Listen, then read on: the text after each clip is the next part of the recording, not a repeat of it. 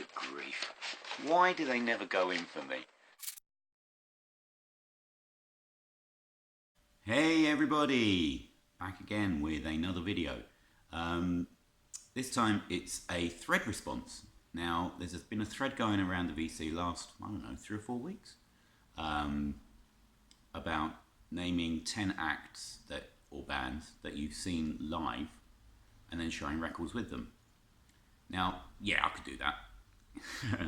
But what I thought I'd do is, and I've been meaning to do this video for quite a while as well, I'm actually going to, back in the early days of going to gigs, I often bought the programs, and it just so happens I have 10 programs from gigs. So I think it's the first 9 gigs that I ever went to, and then one I went to in 20, oh goodness me, when did she play? 2014? No, it wasn't 20, was it 2014? 2016, hang on. Let's just see what the ticket says. And it says, oh, it was 2014. Was it really that long ago? My word, time flies. So 2014. So, first 9 gigs I ever went to, because I bought the programs for all of them. Don't know why I used to buy programs. Maybe I thought it was a thing to do. Don't know. I really don't know why, but it's quite nice to have them. And then one very special one. So the first gig that I ever went to was this band.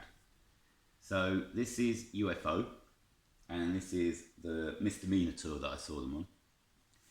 Now the reason I went to see UFO was simply because there was a load of people from my sixth form at school who were going to go. And at this point I've been listening to records for like a good 3 or 4 years, and I hadn't been to a gig yet. I think I was 16. So it was probably a bit late to go to my first gig, but there were a load of people going. I can't remember if I'd actually bought a record of theirs before. I have got a couple of UFO albums. I've got Mechanics, and I've got No Place to Run. Is it No Place to Run? I'm sure I could haul it out, but I can't be bothered. But I saw them on the Misdemeanor tour. I only heard this album years later. So I saw them at the Hammersmith Odeon in London. There's the ticket. So this was when Phil Mogg was still playing, still singing. Well, he's still singing with them. They had, what's his name? I never remember the name of the guitarist. Atomic Tommy M as the guitarist. Paul Gray and Paul Raymond were still playing with them. So it wasn't a bad gig. Well, it wasn't the greatest gig, to be honest. I remember we were in the stall. No, we weren't. We were in the circle. Support bands were, and I actually probably like their albums better than the Misdemeanor, were Shy, which I've got that, and, I didn't enjoy this lot very much, Palace, who were like sort of a sub. Well, I'm sure somebody will remember them fondly, but I wasn't that impressed with them. Kind of proggy stuff. Really, I should go and listen to it again. I just remember not being massively enthused at the time. Yeah, UFO were alright. I think the main thing I remember is that Phil Mogg fell off the stage at the end of the gig. Just fell off. It wasn't a stage dive, he just fell off. I don't know what he didn't buy before the gig, but anyway, so that was the first one, UFO, Hammersmith Odeon, and it was, I think it was, yeah, it was the 30th of November 1985 that I saw them. So, 2 weeks later, it's probably the first time I went to a gig to see a band that I really, really, really loved. And that band was The Alarm. And I saw them on the Strength tour, again at Hammersmith Odeon. This was December the 15th, 1985. Just released a Strength album. This was a superlative show. This was absolutely brilliant. So there's the middle pages of that one. 4 lads. I was so into The Alarm at this point. Absolutely buzzing to see this one. There's Mike Peters, the only member left.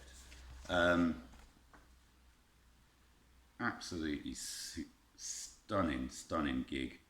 I think, who were the support acts on this one? The support acts were a band called 1010, who I eventually got the album of, which is kind of more sort of this sort of stuff, and the Escape Club.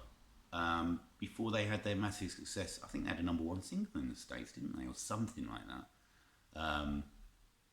But they weren't a bad band, so I quite enjoyed both of them. I got a load of singles with the Escape Club, sort of around that tour time. But this was the second one, so the Alarm Strength tour. And then we came to a couple of the next two. Whoa, two amazing gigs. So the next band I saw were at Brixton Academy, and this was, I think it was June, can't remember the date. Oh, June 28th, 1986, and it was the Cult. Now the Cult were my favourite band. Absolutely lived for the Cult at that point. So I only had Love at this time. There's more. So this would have been post Love because they didn't have what's his name? Les Warner on drums until the tour started. Some nice pictures of them in Japan.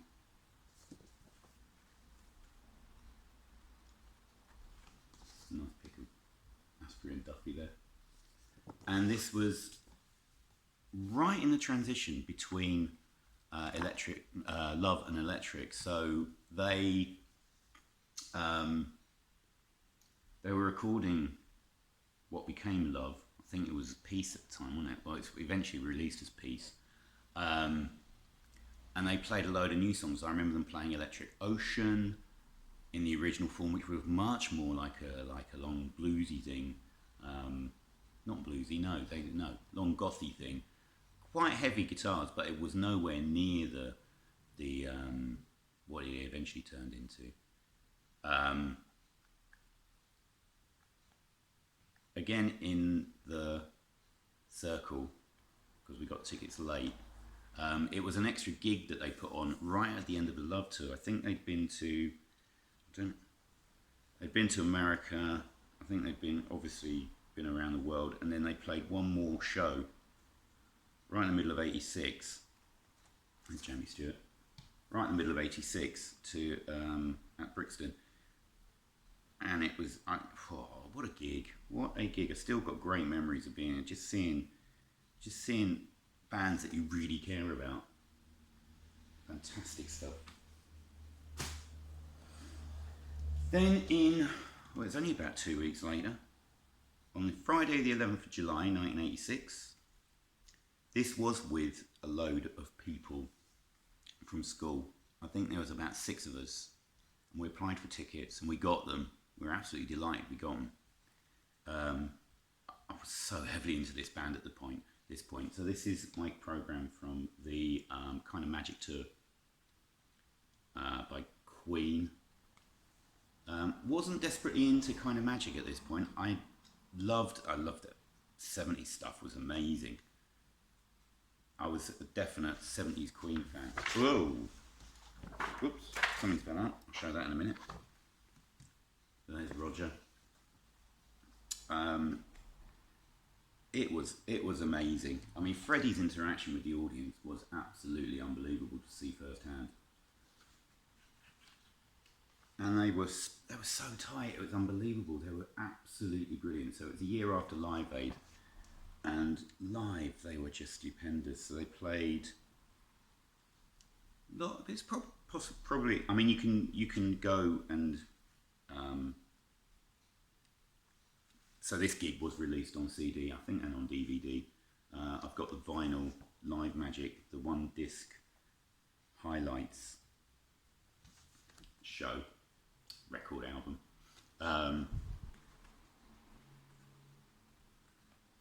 Absolutely phenomenal gig, and they played things like In the Lap of the Gods, which was amazing because it was like one of the tracks that you wouldn't have thought they'd play live.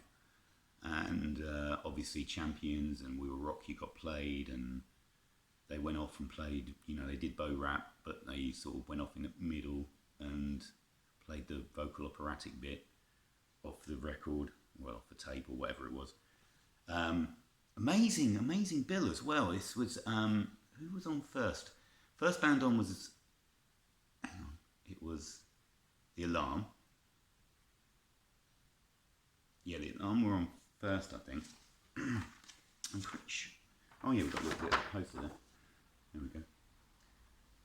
Pretty sure The Alarm were on first, which was a bonus for me. Then, oh, were they? Was it In Excess? Maybe In Excess played as well. And Status Quo played, which was a laugh. They were, at that point, I wasn't into Quo as much as I am now. I like them, because I remember their singles from the 70s, but I didn't, they were a bit of a, their stock had taken a bit of a plummet after Margarita time, let's put it that way, and some of the stuff they were releasing at the time, but they were live, they were great. You know, Caroline chugging out, how can you go wrong with that? So, fantastic gig, fantastic day, really hot July day, so fantastic stuff.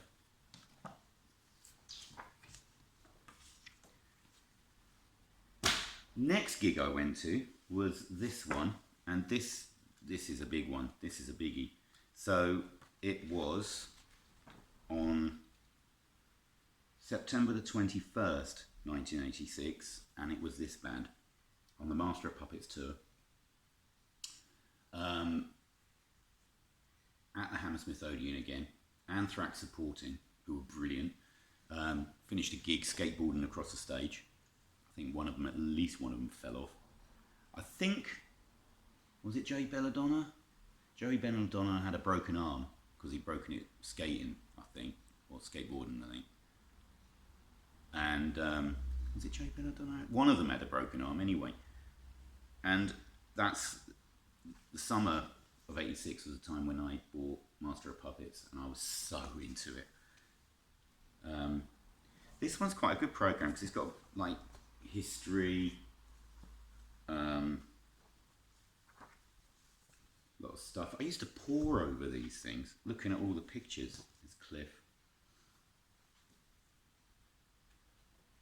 He was manic, biggest flares, biggest bell bottoms, and the wildest hair, best head banging.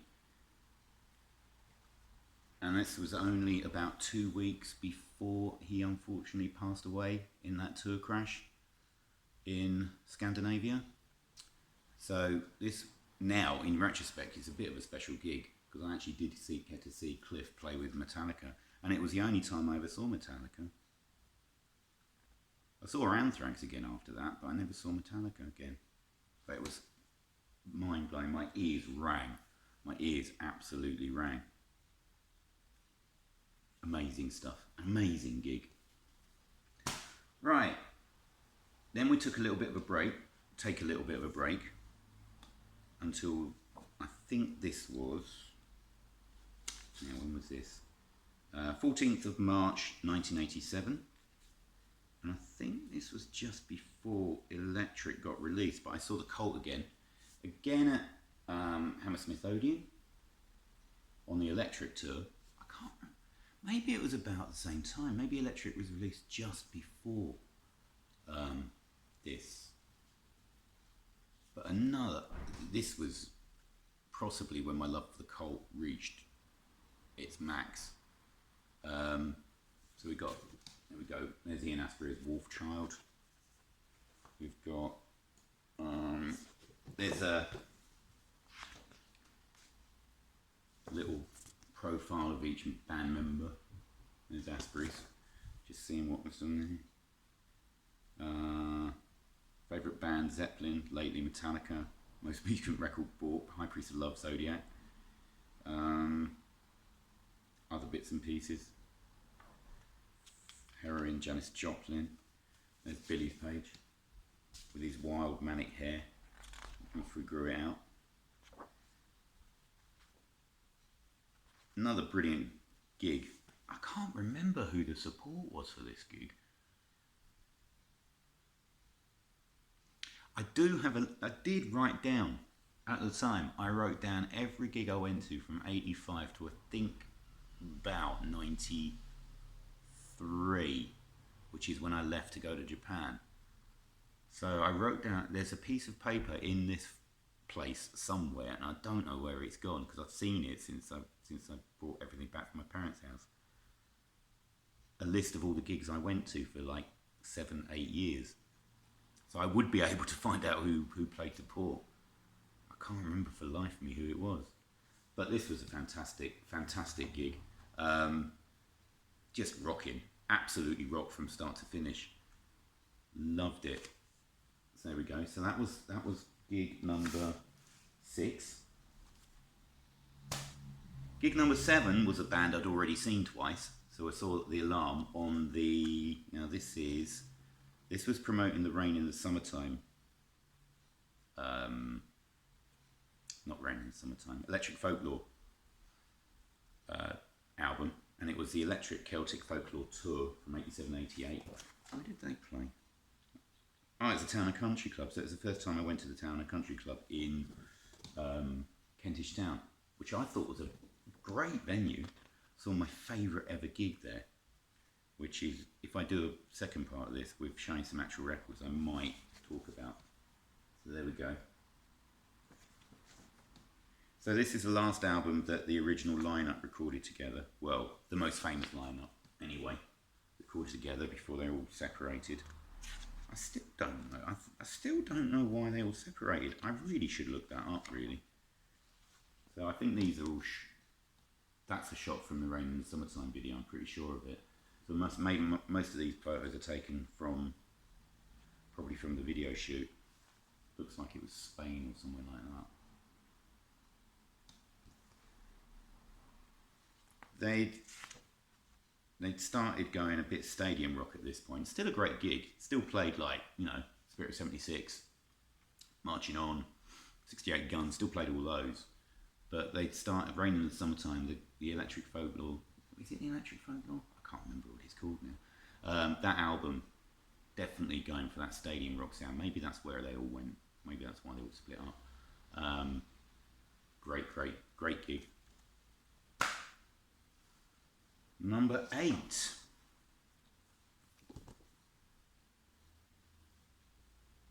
Z for Zodiac. So yeah, I went and saw Zodiac Mind Warp. There are gigs, there are some gigs that I didn't buy programs at because they wouldn't have sold them. Like I saw Zodiac. Now, would it be maybe that summer at the Town and Country Club? So this was 6th of March 88, so this is the next year. I'm pretty sure I saw Zodiac maybe in 87 at the Town and Country Club with Becky Bondage supporting. Again, I don't remember who the support band was for this. Obviously made a massive impression.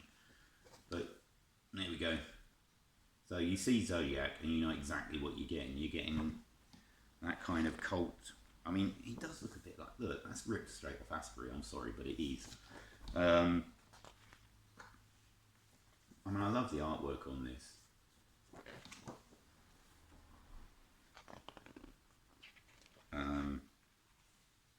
All the different Cobalt Stargazer, Trash the Garbage, Flash Bastard, who's that? Slam Thunderhide. And they've actually got pictures of all the guitars as well, with all the names of the guitars.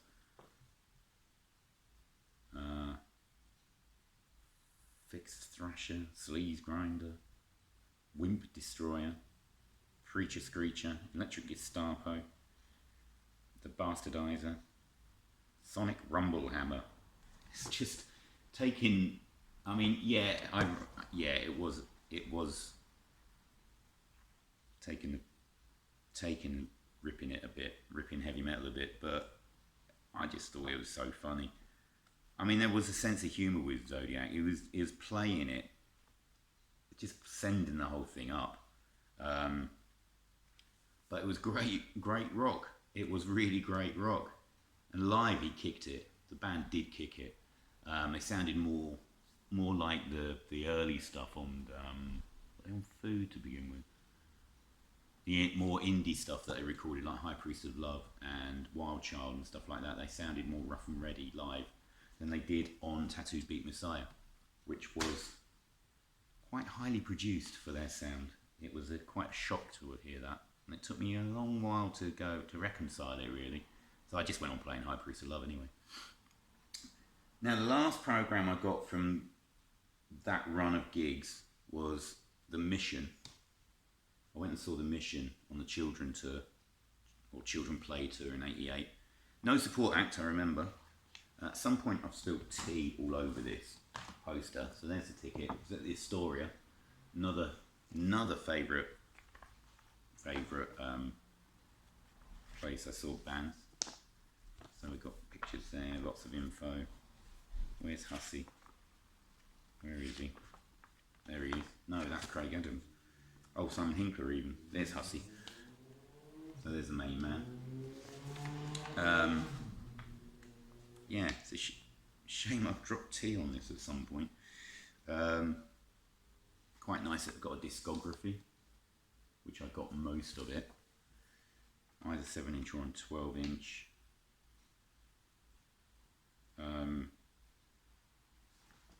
Children is actually a really good listen. I listened to that quite recently, and it was definitely their Led Zeppelin 3 album and parts. Definitely heavily influenced by Led Zeppelin 3, but it's a great record, really good. What's the poster look like? Oh yeah, it's like the cover of Severina. So there we go. There it is, a bit crinkled now because it got wet, but I had to keep it. So there we go. That was the first 9. And then I got one more program, and this really is very, very special for me. So in 2014, after, how long was it? She played in 79, 25 years. 25 or 35? Hang on.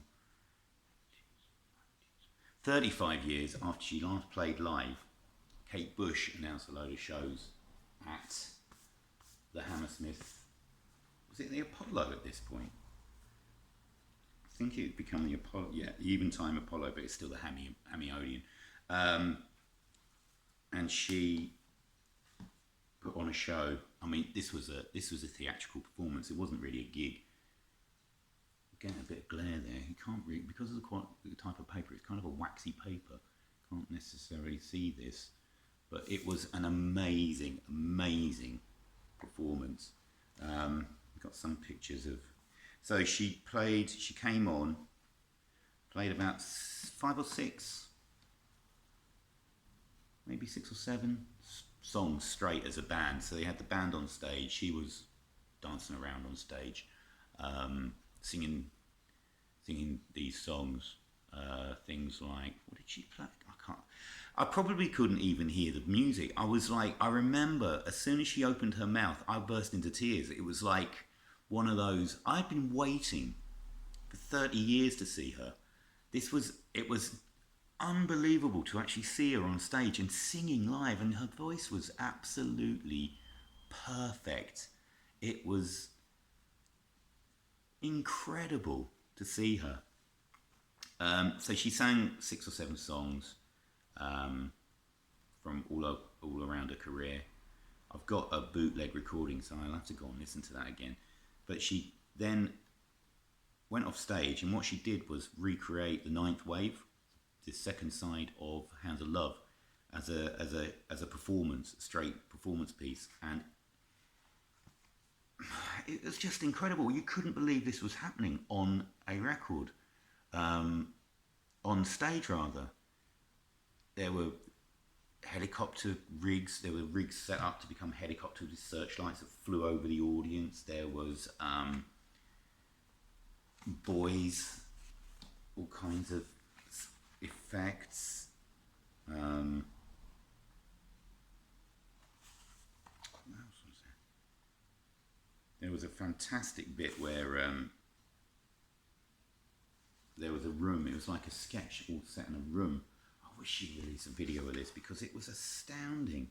She's probably, knowing the perfectionist she is, she probably never will release it, which is such a shame because it was an amazing, amazing performance. and there were all kinds of special effects going on. And then the third part of the show, she performed A Sky of Honey from Ariel, which again was incredible. It had mannequins, like the puppetry was amazing. And there's Bertie, her son, as the painter.